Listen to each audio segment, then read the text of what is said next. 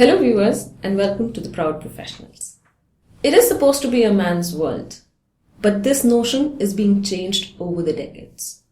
Women standing tall and working shoulder to shoulder with the men, whether it is the corporate world or whether it is any field within this whole space. Today we have with us a similar personality, Deepika Chawla. She is the vice president of a Fortune 100 company. She is a chartered accountant by profession and has 27 plus years of rich experience within the financial sector and the banking sector. Welcome, Deepika. How are you doing? Hi, Ruchi. Thank you for having me here. It's our pleasure to have you here.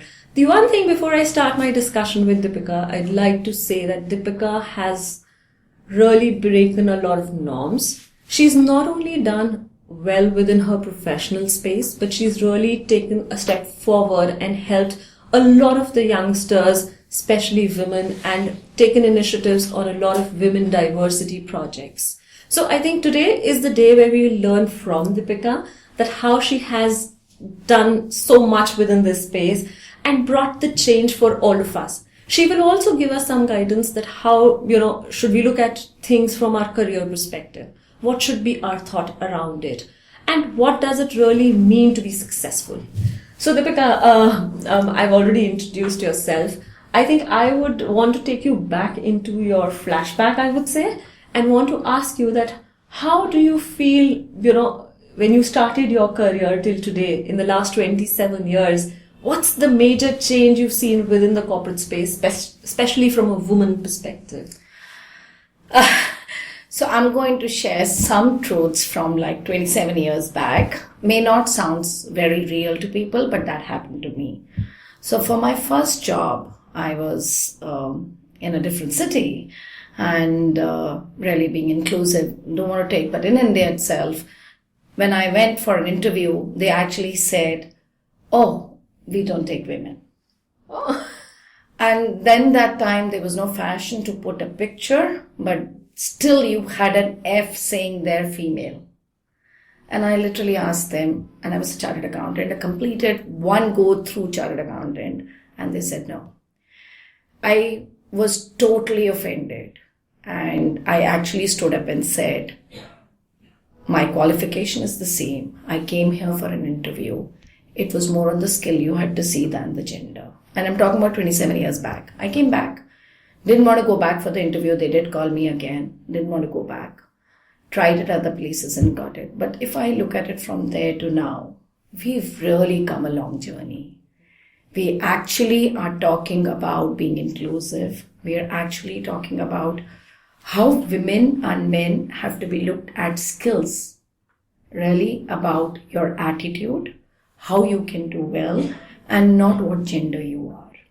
Because they both bring different sets of intelligence. It is very well known, scientifically proved that the emotional quotients of the women gender is much higher than the men gender, and that is equally required in the boardroom besides the other values.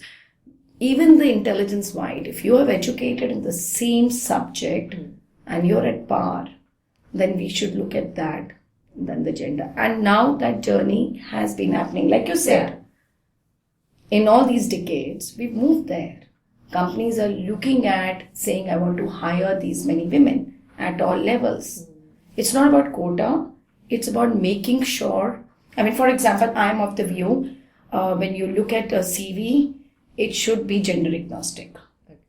Give equal opportunity. Not that you have to give extra. I don't even like it personally. I should be there where I deserve. And I want a big value on the table. So I think that journey has happened over the time. My second job in Times Bank, I was the only woman hired. I'm very happy to say that within 6 months, they went and hired more women. It was not acceptable in a city like Faridabad. And even in those years, they went ahead and hired women because they were so happy of having a woman in their table. So I think it's been a great journey. So, thanks, Deepika. And I think you're really saying the right things because when I say right things in the sense that definitely people have changed their way of looking at, they've changed their perspective. One great thing that I'd like to know is like today you're the vice president leading a big team of people and stuff. What has been your learning as from on a leadership aspect, if I have to ask you, within this years of experience that you gained starting from definitely maybe at a junior level to now a senior level position? So I really feel at whatever jobs you're doing, you learn a lot. So for example, I was in the banking industry initial years of my career, and I realized there that building relationships, irrespective of the fact that you're a woman or a man, is key. Somebody has taught me, one of my mentors, that how is more important than what. What will happen irrespective. How is remembered forever. So building relationships is something which the banking industry really taught me. People don't forget. And that helps you in your career, in your personal life. How do you use them?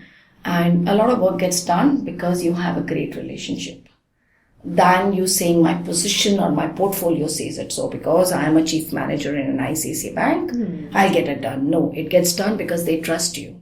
So building relationship trust is something which I really feel is a key learning which I had in early years, which really taught me on how to go and where. From that perspective, passion to do what you are doing, right? You sitting here, right, from your corporate job, coming here and doing this, putting your best foot forward because you're passionate about it. I think that's really important, which goes in all careers. Whichever corporate you are, if you're able to bring the passion and energy here, it really matters. It makes a huge difference. Thinking innovatively out of the box is the third thing. I really feel everybody brings ideas on the table. If you want to think how different things can be, challenging the status quo, it helps you again everywhere. Sitting here, doing a talk show, talking about one woman having a domino effect on millions tomorrow through your channel is innovative. So I think that's another thing. So really coming down, building relationships, having passion and energy, having innovative solutions are some of the things these corporates, these places of work teach you. They bring that out of you. It's upon you. How do you want to utilize it in end to end? That really makes a difference because it's not limited to the fact that I am 8 to 12 hours in office or 6 to 8 hours in office. I'm using it here. The moment I step out, I'm a different person. No, carry it out. And the same thing goes if you are really passionate about women in office, carry it out. You see it across everywhere. I think that's something which is very, very valuable. You're perfectly right. I think I have no words to kind of go beyond that, Deepika. And I think I have, as per, if I see your profile, I think you're doing that. You're doing all the three things quite well. And we will take these as we go forward in questions. While you were talking of this, I think what struck me was that within your own career, I'm sure you've had challenges because, as a woman, you not only manage the corporate life, but you have your own personal life. Yeah. And women are supposed to be the best and they're expected to be the best even at home. So how is it balancing your work life, and time with children, if I can ask? Oh, yeah. So life is always going up and down. Yes. I think I can just say thanks to God. I'm happily married for 27 years now. 2 children, good human beings. That's important. What one thing over the years, whether corporate life or life teaches you is being resilient. And that works very well. If you have that resilience in you, self-belief in you, then work-life balance goes hand in hand. I'm not the kind of person who can say this is my work, this is my life. It's integrated. I love my work, I love my family. So there are times when work needs more and I'll step up for that. There are times when life needs more and I'll step up for that. But they go in balanced way. And that is how it should be. You should let family know at home which project is going on, how important that year is for you. The family starts respecting the job, the value you bring in, what you're driving the change, why it is important what you are doing. If you're able to bring that communication between your work life, you're able to balance because they start respecting each other.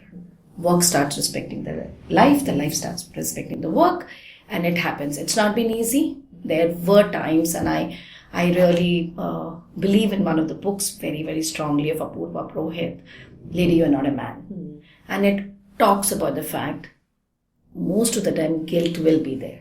Choose your guilt. Do you want to have a guilt that, and I chose my guilt. It could be different for others. Life is not the same for everybody. So they have to choose your own life. So the guilt could be that I'm sitting at home and I am not, I've given up the job for my child. Or the guilt could be that I am working in office and my child is there. So you choose your guilt. I was able to balance the both because I wanted to do both. And Deepika, I think the key point that you mentioned is transparency. If you kind of let that transparency, flow into your family, to your office, I think both respect each other. I feel kids or family actually feel that they're part of the project that you're working on. That's the reason they're giving you that They time. know the names of the people you're going to call, how they're going to call, what you're going to do. Okay. So that, I think, the next question, an obvious question, who's been your inspiration or a motivation? Who's kept you going for so long? Yeah, and it's not designed to answer because we are doing something where we want to talk about women. But the reality is, true inspiration for me have been 3 women. Okay. And the first one, my mother, because the resilience, the strength, what I really saw in her, because she was always working with my dad in his factory, and I've always seen her standing by her family, standing by work. So that's been something amazing. The second is my mother-in-law. She made me unstoppable. She actually made me unstoppable. She let me be who I am. She feels proud when I do something. She's okay for me to do long hours when I come back and say, oh, I was recognized. So I really love that. And she inspires me to be the person I am. Because I see the passion in her where she started painting after 37 years again. Oh.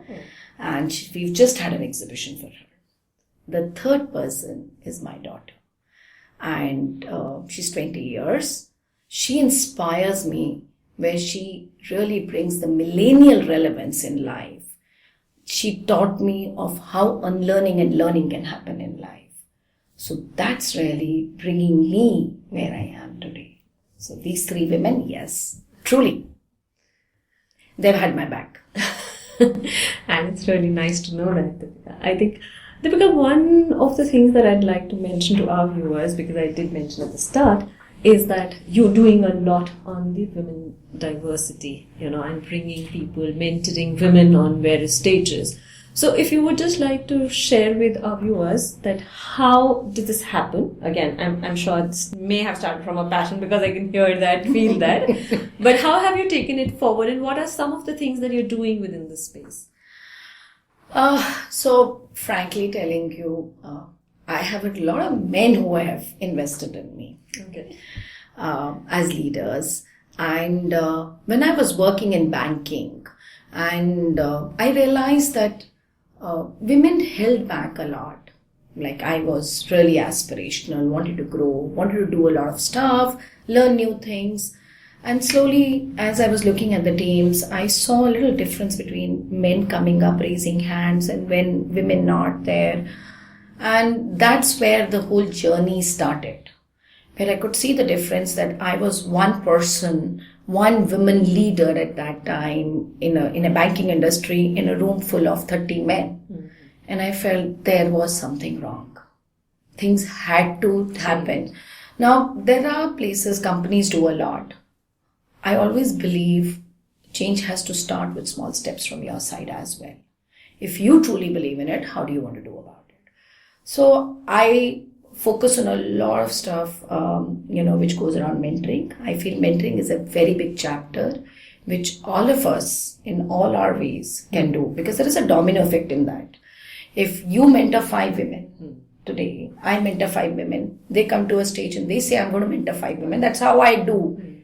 There's no charges when I mentor. The only thing I ask them is, as you step out now and you feel you're reaching where your goals were, can you please start mentoring 2 to 3 women? It's the domino effect you create is very important. So I have a lot of women from other companies as well who get mentored by me. People can reach out to me, yes, through LinkedIn, through Lean In Circles. I'm part of the Lean In also. And that's one composition. The other composition is that I truly believe education empowers, everybody, and especially women. Education can really bring you to that stage. So second piece I really support is where I spend a lot of time in some of the NGOs which are supporting education. Okay. I'm on the advisory board. I don't teach, but I can help them create strategies which are sustainable. So whatever is my strength, I'm bringing on the table. I don't want to do what everybody else is doing. I will do what I'm good at and I'll do that. I even do modeling to support budding photographers. Oh, that's a very nice. Women photographers. When they can't afford models, because for me, I know they have the talent. Can I do something to add value? Yes, I can. Somebody approached, some couple of them, and I've done that. I enjoyed it. They are loving it. I think what the crux is, you should be there, available if somebody asks. I teach people, ask for help. It is there. Just reach out. And it matters. So, Deepika, I think just being cognizant of time, one last quick question is, what is your mantra or maybe some, advice for our young viewers who are looking at the corporate world? So, definitely be passionate, be resilient, have self-belief. Brand is more important than the resume. You should be focusing on working great when nobody is watching you. Things fall into place, really. And keep creating beautiful memories. Because as life goes by, when you look back, remember you have to smile. You have to remember life, that it was beautiful. Because you have this life. And I truly believe in that. Thank you. And Deepika, great words. I'm sure all of us are quite pepped up and our viewers will look forward to it. So guys, I'm sure you've heard Deepika. It was, I think we could see that passion coming out even here. And I think that is what she's saying, that we all need to keep up with us. Give the best foot forward into whatever you're doing and things will fall in place. Keep watching Radio Dwarka and The Proud Professionals. And do like and subscribe us on our YouTube channel. Thank you.